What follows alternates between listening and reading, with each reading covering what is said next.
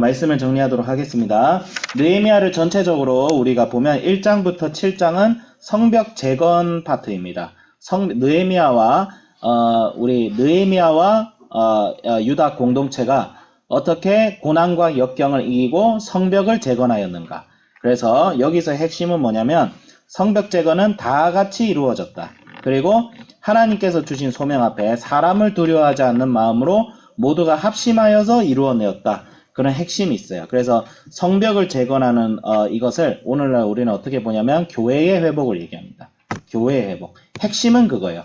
교회가 회복되는 것의 지름길은 목사 한 사람이 북치고 장구친다고 되는 것이 아니라 예수 그리스도, 우리의 구주 되시는 예수 그리스도 앞에 한 마음을 품고 한 뜻을 품고 가치를 공유하면서 서로가 같이 되어질 때 가능한 거예요.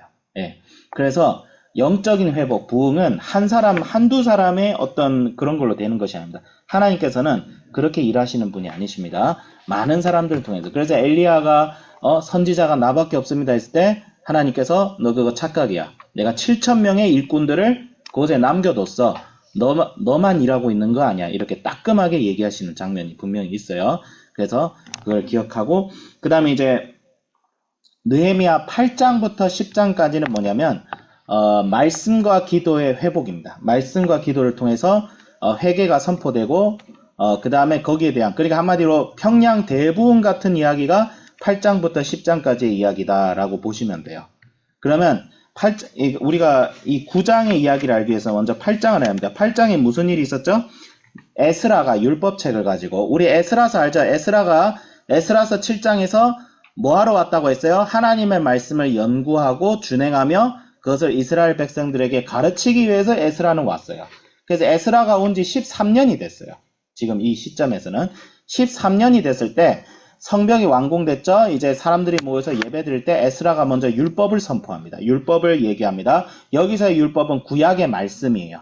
구약의 말씀을 창세기부터 제 추측인데 아마 역대기까지 가르쳤을 거예요. 창세기부터 역대기까지 율법을 잘 가르칩니다.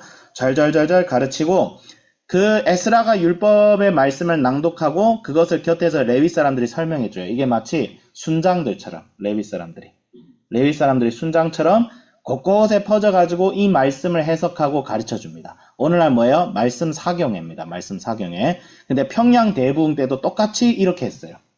그 다음에 같이 기도합니다. 근데 백성들이 말씀을 읽으니까 통회하는 마음이 생겨나고, 아, 말씀이 이런 거였는데 우리가 이렇게 잘못했구나 라는 마음이 들면서 처음 했던 반응이 뭐예요? 초막절을 준수합니다. 근데 이 초막절을 이 이스라엘 백성들이 대대로 하는데 초막절이 뭐예요? 하나님께서 우리를 구원하셨다는 그날을 기념하는 날입니다. 이 초막절은 나중에 오순절을 기념하는 날이 되어지죠. 네, 이 초막절은 뭐예요? 초막절은 하나님께서 우리를 구원하셔서 새로운 공동체를 이루는 그런 걸 기념합니다. 그래서 초막절을 준수했다. 이스라엘 역사 동안에 이 초막절을 이렇게 잘 준수한 적이 없을 정도로 잘 준수했다. 이건 뭐냐면 이스라엘 백성들 안에 뭐가 생기는 거예요? 신앙이 생겨난 것이고 영적인 갱신이 생겨난 거죠. 그래서 그 다음 날에 뭐예요? 24일날 그달 24일날 뭐예요? 회개합니다. 모여서 금식하면서 회개를 하는데 이때 레위 사람들이 일어나요. 그 말씀을 받았던 레위 사람들이 일어나서 기도하며 죄를 고백하며 선포하는 거예요. 우리가 이렇게 있을 수 없다. 라면서 창세기부터 열왕기까지의 이스라엘의 역사를 잘 읊으면서 뭘 선포하는 거예요? 우리 하나님께서 이렇게 선하시게 우리를 이끄셨는데 우리의 조상들이 하나님의 말씀과 언약을 저버렸다. 그러니까 이스라엘 백성들의 인식이 뭐예요? 자기의 조국이 망한 게 바벨론 때문도 아니요. 이 세상 때문이 아니라 우리가 하나님을 거역했기 때문에 이스라엘이 망했다. 이런 인식이 이미 강하게 있는 거예요. 예. 그래서 4절부터 이제 레위 사람 예수아와 바니, 감미엘, 우리가 이분들의 이름을 기억할 필요는 없지만 중요한 거는 지금 여기서 지금 이 장면은 뭐냐면 에스라가 선포한 말씀에 대한 교회의 성도들의 응답인 거예요. 이 말씀을 선포받았던 성도들이 어떻게 자기 고백하고 이 말씀을 통해서 우리의 문제가 무엇인지를 깨닫고 그럼 우리가 이제 어떻게 해야 될지가 딱 나타난 거예요. 이게 9장 전체의 내용입니다. 예. 그러니까 이거는 한 사람의 설교가 아니라 우리 모두의 고백이에요.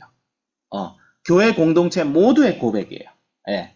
말씀은 목사님만 아는 게 아닙니다. 교회 전체가 아는 거예요.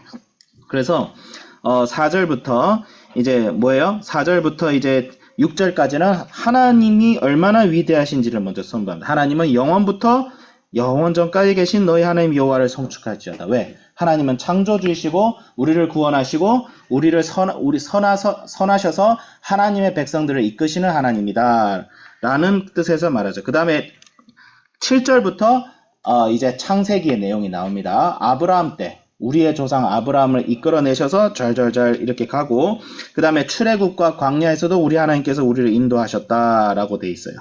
그래서 불기둥과 구름기둥, 이게 어느 때예요? 모세 때죠.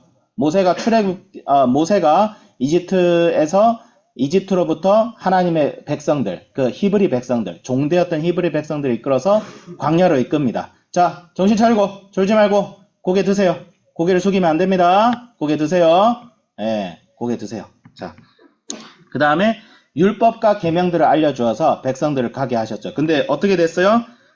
16절에 그들과 우리 조상들이 교만하고 목을 굳게 하여 주의 명령을 듣지 아니하였다. 이게 뭐예요? 죄를 고백하는 거죠.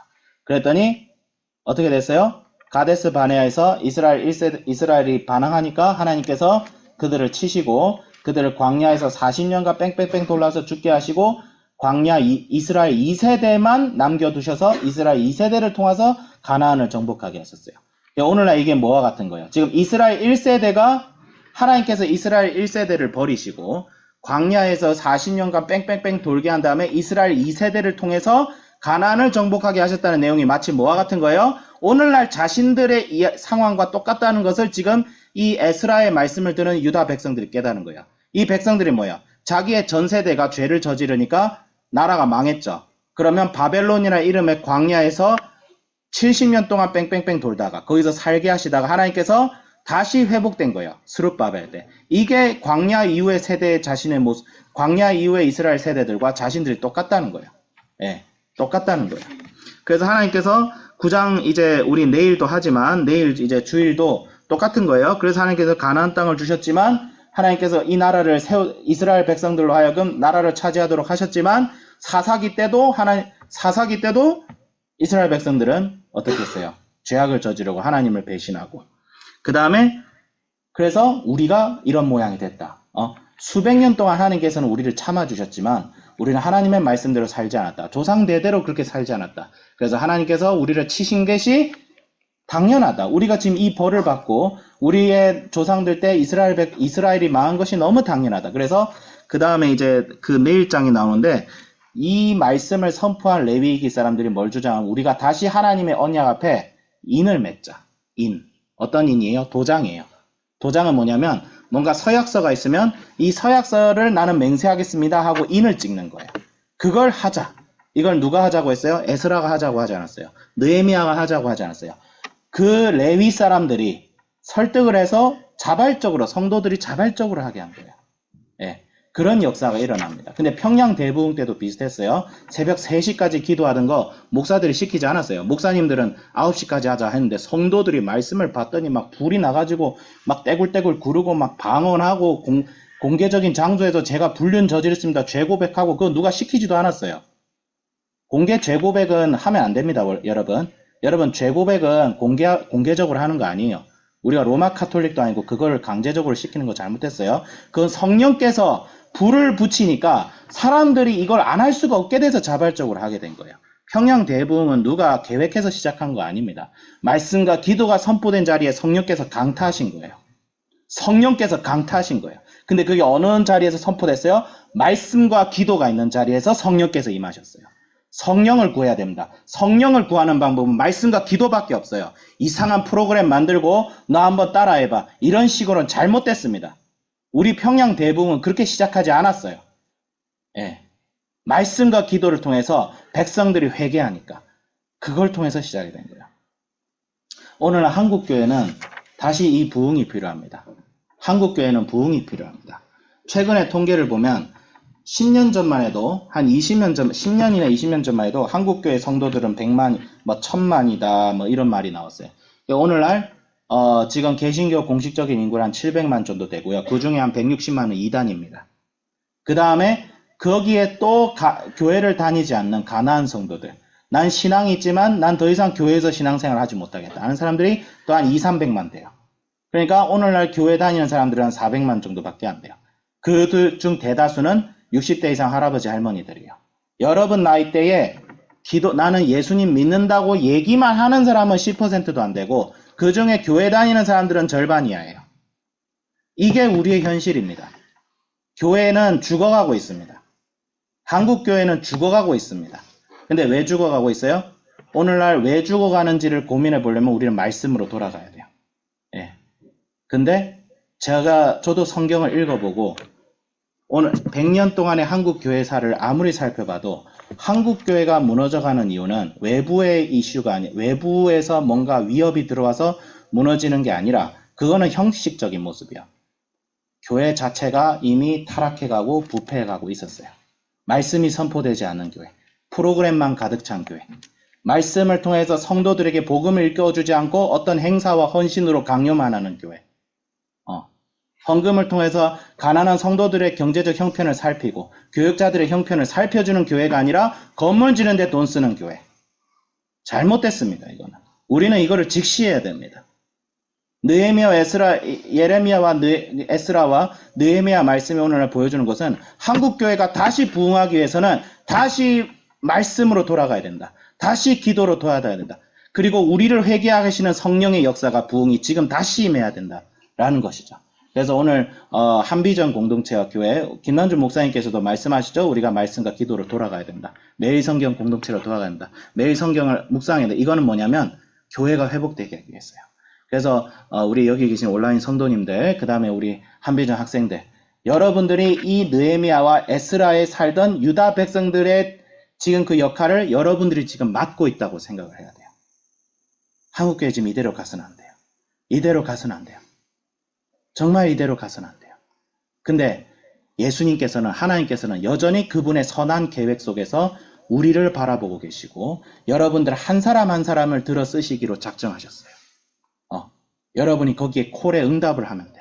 그럼 하나님께서 여러분을 통하여 지금 이 에스라와 느헤미야와 유다의 백성들 같은 이 레위 사람들 같은 아주 멋있는 자리로 여러분들을 인도하실 거예요. 여러분들을 통하여 한 사람이 살고 100사람이 살고 여러분 한 명이 이 세상에 100명과 1000명을 이길 수 있는 그런 역사가 반드시 일어납니다. 근데 어디서라는 거예요? 말씀과 기도로 돌아갈 때. 그래서 저부터 말씀과 기도로 돌아가야겠다. 이제 제가 신학교 졸업합니다. 저 이제 신학교 졸업해요. 제가 신학교를 왜 졸업하냐면 우리 성도님들하고 우리 한비전 우리 친구들에게 말씀 제대로 가르치려고. 막말로 말하자면 말씀 제대로 안 가르치는 자는 헌금 도둑이고 성도들의 피와 살을 뜯어먹는 흡혈귀입니다. 저는 최소한 그런 사람은 안 되고 싶어요. 그런 사람 되느니 빨리 천국 가야죠 그냥. 그래서 기도 많이 해주세요. 저는 둘 중 하나입니다. 훌륭한 목사가 되든가 아니면 천하의 개자식이 되든가. 전 둘 중 하나밖에 안 될 거예요. 저는 중간은 없습니다. 기도 많이 해주세요. 목사가 제대로 서야 여러분들에도 유익하거든요.